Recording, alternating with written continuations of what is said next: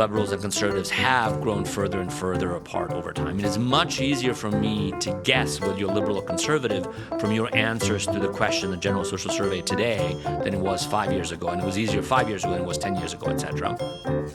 Many of us have a general sense that as a society, we're not just becoming more polarized politically, but we're also moving further apart culturally. What we buy, what we watch, how we spend our spare time, these consumer behaviors are also increasingly diverging. But are they? Welcome to the Chicago Booth Review podcast, where we bring you groundbreaking academic research in a clear and straightforward way. I'm Hal Weitzman. Today, is America's cultural divide growing? Chicago Booth's Emir Kamenica has studied the cultural divide in America. While his research confirms a widening gap in social attitudes between conservatives and liberals, it also reveals that the culture gap is remarkably stable. How did he arrive at that conclusion?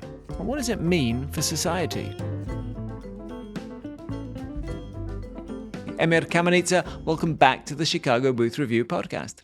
Thank you for having me. Delighted to have you back. Last time we had such fun talking about what's newsworthy and what's boring, I guess, that we had to have you back to talk about culture. You've done research on cultural divides, how consumption can reveal all sorts of interesting things about people. I guess my first question is, you did this research with Marianne Bertrand from Chicago Booth, our colleague.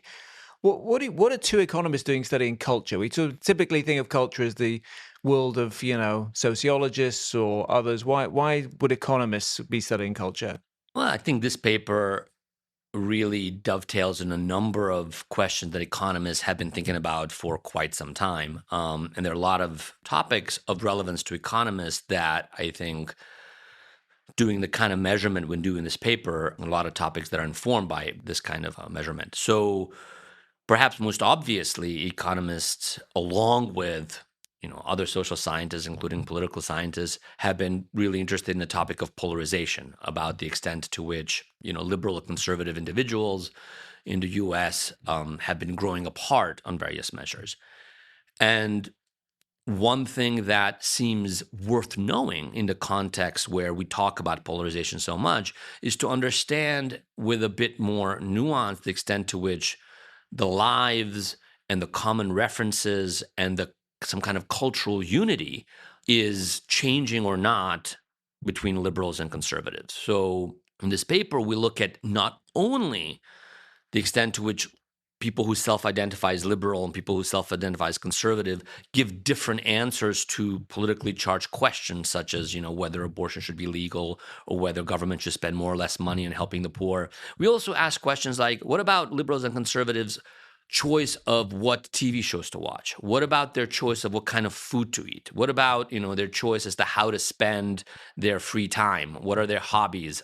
And one might really want to know whether, as these political views are diverging, and we certainly in our paper find that the perception that the political views, as in our context evidenced by questions from the general social survey of the variety I just mentioned, between liberals and conservatives are in fact diverging. So the data for that particular dimension of culture, if you want to think of it as that, starts back in 1972, and from 72 until our sample ends in 2015, liberals and conservatives are growing further and further apart in their stated political views. And of course, there are different other dimensions as well. For instance, liberals and conservatives in 2015 watch different things on TV. And one can, in this paper, we provide a certain quantification about, well, how different are the things that they watch? And the approach that we take, which allows us to sort of take this, highly multidimensional behavior, like which TV shows you watch, and sort of measure the distance as just this given number. We say, suppose I just know there's an equal chance someone is a liberal or a conservative, so 50-50 chance. And then you tell me the TV shows that they watch. With what accuracy can I now guess, knowing what TV shows they watch, whether they're liberal or conservative? If the set of shows being watched is exactly the same, then obviously we're going to get the lower bound where my probability of guessing correctly whether this person is liberal or conservative remains at 1/2. Suppose that the shows are completely disjoint. So no liberal ever watches conservative shows. No conservative ever watches liberal shows. Then the moment you tell me what shows you watch, I can tell with probability 1. Obviously, the truth's going to be somewhere in between. In 2015, the truth is something like 0.7. Okay, if I know what TV shows you watch, I can correctly guess whether you're liberal or conservative with a 70% accuracy, which even by itself I think is kind of interesting. It is a quantifiable measure of the difference in the overlap of what kind of TV shows people watch. But the primary focus of our exercise is taking this number like 0.7, my ability to guess whether you're liberal or conservative. How has that changed over time? Our data on TV shows goes back to the early 90s. And you might think, well, it was a completely different world in the early 90s. Fox News did not yet exist. The kind of shows that people watching, whether liberal or conservative, now are sort of, long gone out of popularity. So you could ask, okay, to what extent has this similarity of what liberals and conservatives watch changed over time? And somewhat shockingly, we discovered it hasn't changed at all. So whether you look in 2015 or 2010 or early 2000s or mid-90s, you're around the probability that I can guess correctly whether you're liberal or conservative based on what you're watching is always hovers close to 70%, which is certainly not what we sort of knew we would find or even expected we would find before we looked at the data, but that is what we find. So in that particular dimension of grouping people, liberals versus conservatives, and that particular dimension of culture, namely what TV shows you watch, while there is a cultural gap, that cultural gap has been very stable over a quarter century. And in the paper, we look at other cleavages, you might call them. So not just liberals and conservatives. We also look at rich versus poor and men versus women and whites versus non-whites, educated versus less educated. And then we look at many dimensions of culture. What TV shows you watch, what are your political attitudes, how you name your children, what kind of food do you eat, how do you spend your time. And with only a couple of exceptions, we find, in fact, that while there are cultural divides, while there are groups are different, the extent of that difference has largely been stable over time. But I sort of diverged and didn't finish to answer your question, why economists thinking about this and why is of this interest to economics. I briefly talked about the issue of polarization, but there's other issues. There's issues having to do, for instance, with intergenerational income inequality. Think about a world where the rich and the poor, who obviously have different income by definition, watch the same TV shows and eat the same food and have the same cultural references compared to one where those are entirely different. Think about what that means for ease with which, say, a kid from a low SES family that gets into a top college can sort of integrate and form friendships with the, on average, much more affluent fellow students. A world where there's a big cultural gap between the rich and the poor, so that, we don't eat the same food, we don't have the same character references from the TV shows we loved. It's a world where those social frictions are probably going to make it more difficult for low SES, children from low SES families to sort of fully integrate. SES being? Socioeconomic status. Okay. Sorry.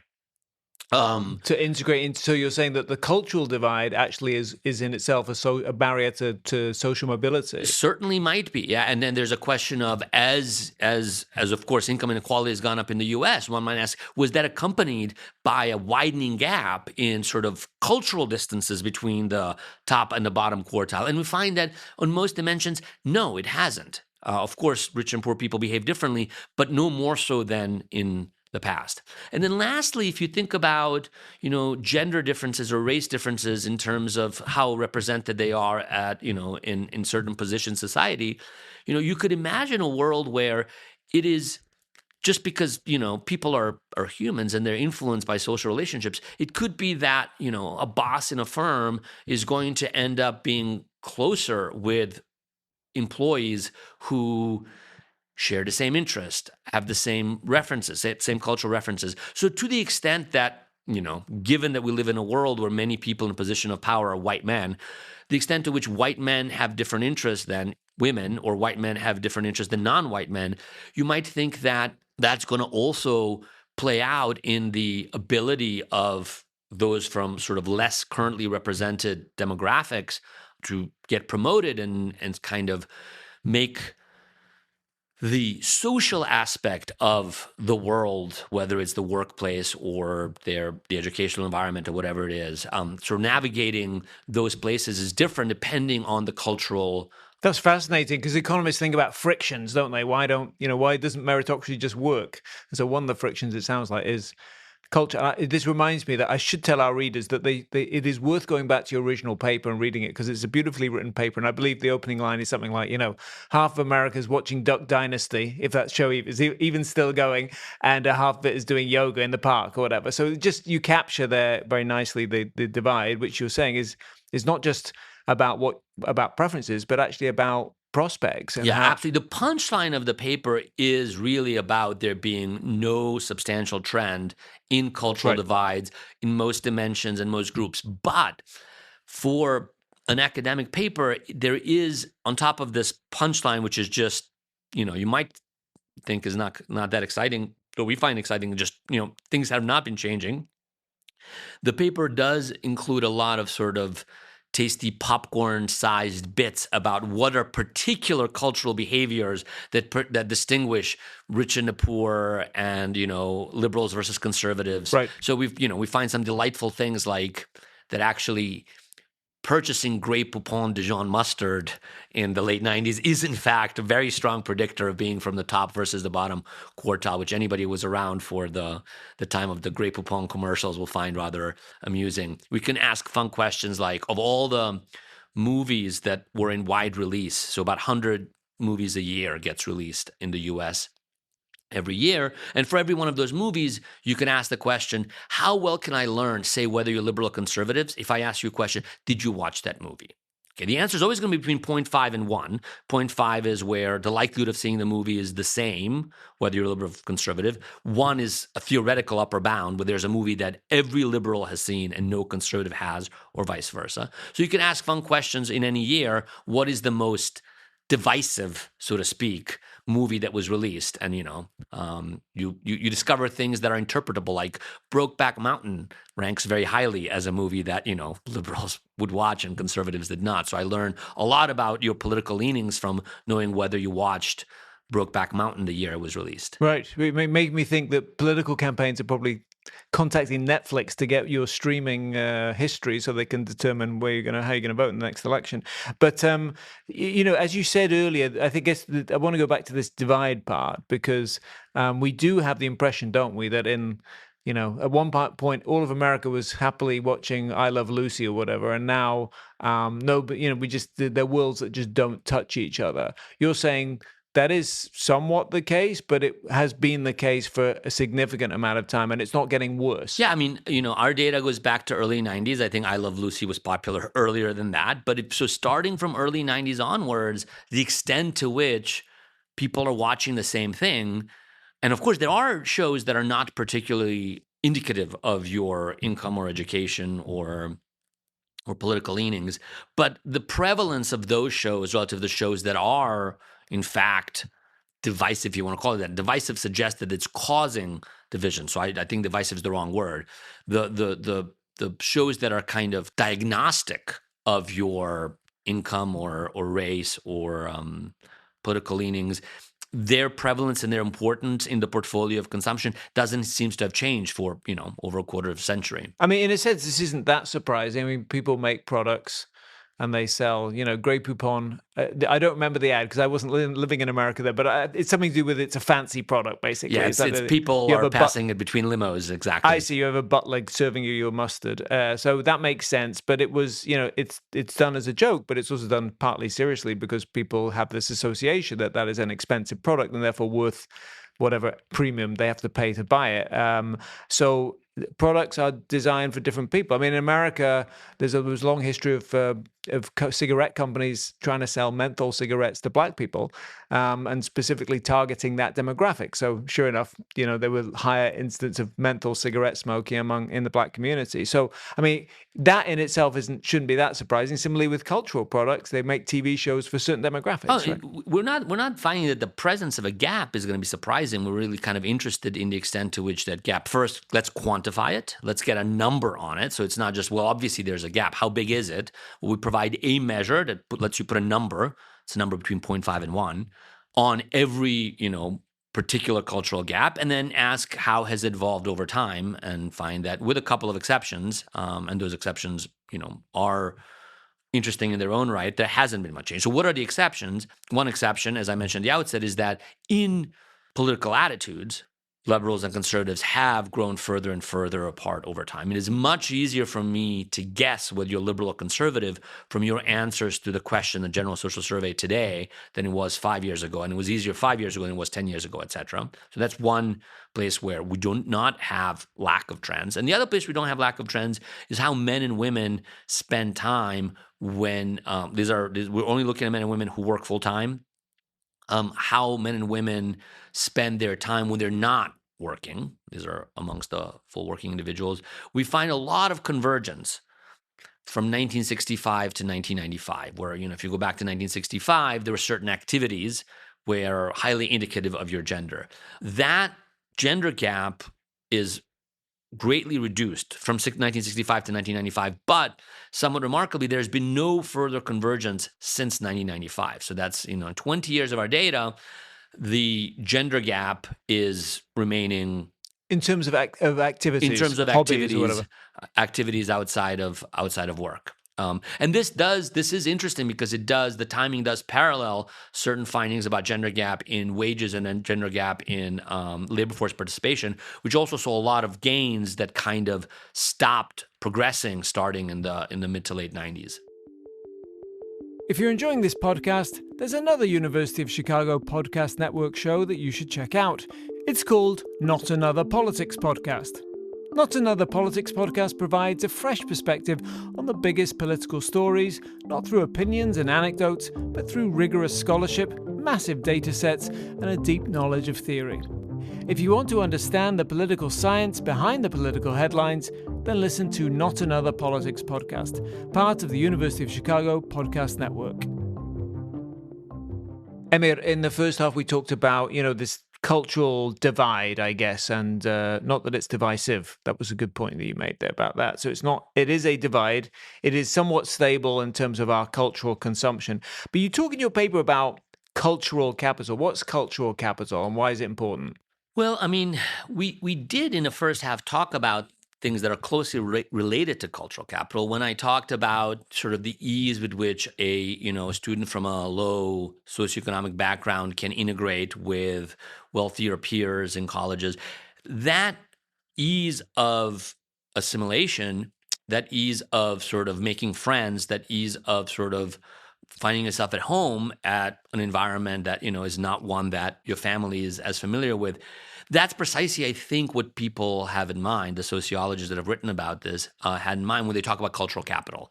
In order to do well in school, it's good to know the material, but it's probably helpful, and there's been research on this done by others, that it's also helpful to, have friends and get along with your peers. And one's ability to do that does rely on this cultural capital, which allows you to assimilate. Same thing, we talked briefly about, bosses who might be a white man having a closer social connection with employees that match them on culture. That's precisely so what an employee might be lacking is the cultural capital that allows them to sort of have the same kind of rapport with their boss. That's not static, presumably. I mean, you can be raised on Duck Dynasty and end up going to the opera.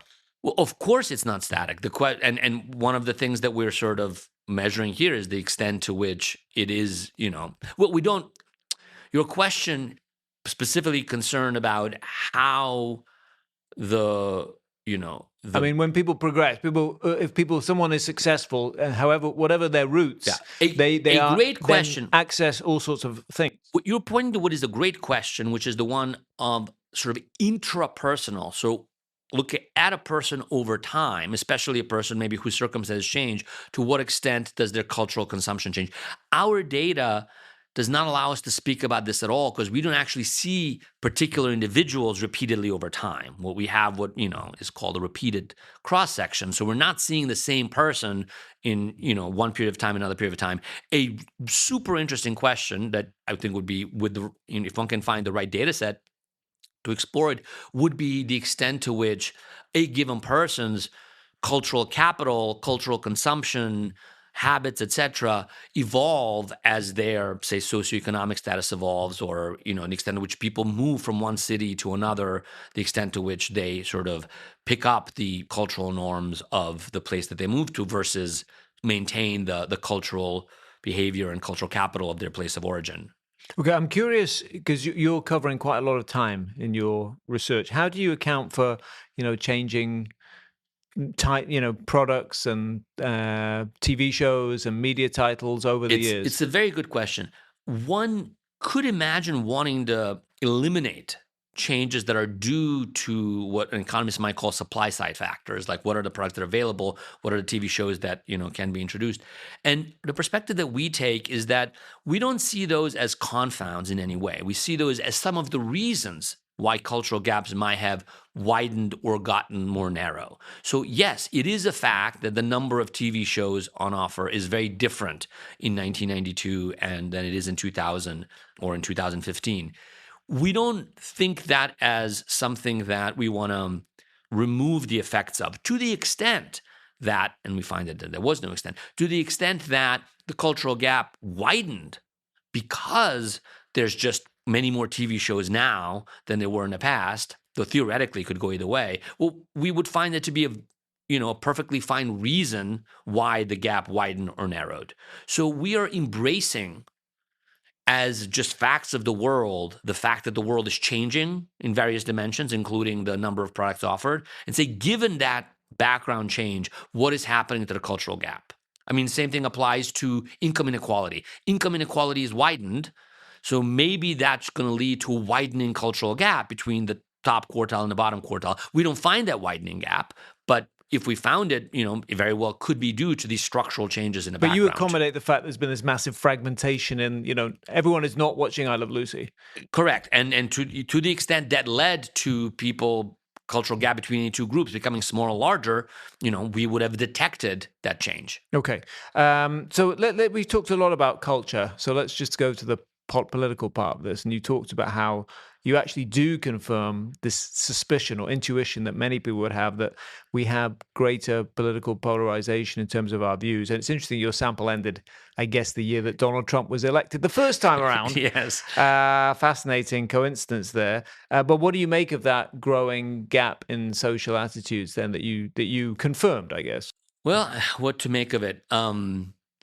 It is certainly an interesting fact. It is a fact that I think is important to bring to the table, along with many other facts that many researchers have brought to the table relating to behavior of politicians, the extent to which politicians in one party versus another are more or less likely to vote the same way on any particular topic. The facts that people have brought to the table about where politicians who are running for office position themselves vis-a-vis the preferences in the cultural space versus economic space. We're just trying to, along with many other researchers, try to bring facts to the table about the, causes and consequences of polarization in its many forms. And that's, ends up being one of the contributions of our paper, but not the one that we really focus on relative to most other research that's much more squarely focused on polarization per se. To go back to our conversation we had on the last time we had it on the podcast about what's newsworthy, I guess the combination of the two is newsworthy, right? That on the one hand, you're confirming polarization politically, yes, but on the other hand, there's no polarization in terms of cultural consumption. Yeah, you might have thought that as, political views diverge, so do many other aspects of life. You might think that the way that liberals and conservatives spend their free time becomes more dissimilar, or what they watch on the television becomes more dissimilar. We don't find that. So that is sort of a notable contrast with the very clear, just jumps out at you in the data, increase in the cultural distance and the distance right. in political attitudes between liberals and conservatives. Right.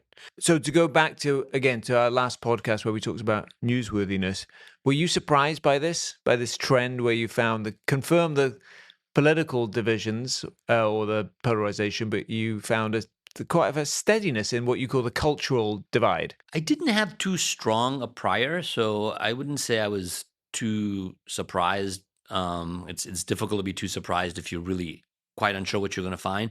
I do think that it was fortunate in a way that what we found is so easy to summarize, because we do look at these various cleavages. So liberal versus conservative, rich versus poor, educated versus less educated, men versus women, white versus non-white. And we look at all these different dimensions of culture, political opinions, how you name your baby, what TV shows you watch, what movies do you see, what kind of food that you eat, etc. What are your hobbies? So we could have gotten a hodgepodge of results where, like, well, for this particular combination of cleavage and dimension of culture, that's been increasing. This other one has been going up and then down. This one hasn't changed. This one, went up and then down and then back up. So we basically were looking at something like 24 different trends, and it could have happened that there was no easy way to summarize what we find. It was unexpected to find that, in fact, the summary is really easy, with only a couple of exceptions, namely political attitudes between liberals and conservatives and time use between men and women. With those two exceptions, pretty much everything else, the big punchline is there really has not been a movement in cultural gap, regardless of which dimension of culture you look at and regardless of which two groups you're considering. So I do think I was pleasantly surprised that the answer is so can be so neatly packaged. Right, you were pleasantly surprised because you could write a paper about it. And you could come on the Chicago Booth Review podcast, and we're very glad that you did. I have to say, next time I eat Grey Poupon, which I now do buy, I confess, or watch Duck Dynasty, which I don't, but I'm going to start doing that, I'll be thinking of your research. Thank you very much, Emir Kamenica, for coming on the Chicago Booth Review podcast. Thank you. That's it for this episode of the Chicago Booth Review podcast, part of the University of Chicago Podcast Network. For more research, analysis, and insights, visit our website at chicagobooth.edu/review. When you're there, sign up for our weekly newsletter so you never miss the latest in business-focused academic research. This episode was produced by Josh Stunkel. If you enjoyed it, please subscribe and please do leave us a 5-star review. Until next time, I'm Hal Weitzman. Thanks for listening.